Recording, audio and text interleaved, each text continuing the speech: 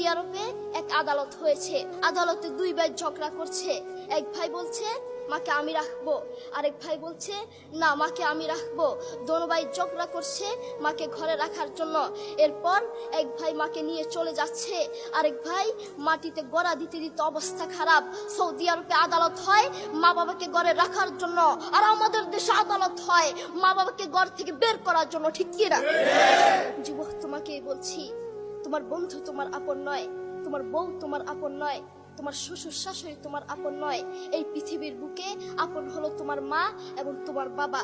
Corona হওয়ার পরে, corona আসার পরে প্রমাণ করে দিয়েছে, করোনা আসার পরে প্রমাণ করে দিয়েছে কে আপন। এক মেয়ে তার মাকে ফোন করে বলছে, মা আমার স্বামীর করোনা হয়েছে। মা বললেন সাবধান, তার কাছে যাবি না, আমি সকালে সিএনজি পাঠিয়ে দিব, তুই টপ করে সিএনজিতে উঠে যাবি। এটার নাম দুনিয়া, এটার নাম দুনিয়া।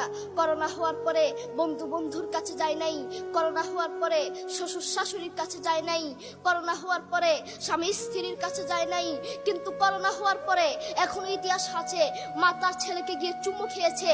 করোনা হওয়ার পরে এখনো ইতিহাস আছে বাবা তার ছেলেকে কাঁধে নিয়ে হাসপাতালে গিয়েছে, ঠিক কিনা? যুবক, তুমি তোমার মাকে কিচ্ছু মনে করছো না। তোমার মাকে তুমি ঘর থেকে বের করছো। ছেলে বিদেশ থেকে এসেছে, এসে শ্বশুর বাড়িতে গিয়েছে, তারা তাকে উল্টাপাল্টা বুঝিয়েছে। এখন বাড়িতে এসে সে বলছে, মা তুমি আমার টাকায় খাও, আমার ঘরে থাকো, আবার আমার বউকে পিটাও। এই কথা শোনার পরে কি কোনো মার কলিজা আছে? মা বাথরুমে গিয়ে আধা ঘন্টা কাঁদতে লাগলেন, কেঁদে অজু করে নামাজে দাঁড়ালেন। নামাজ পড়ে আল্লাহর কাছে বলতে লাগলেন, আল্লাহ আমার ছেলের উপর রাগ করিও না, ও ভুল করেছে।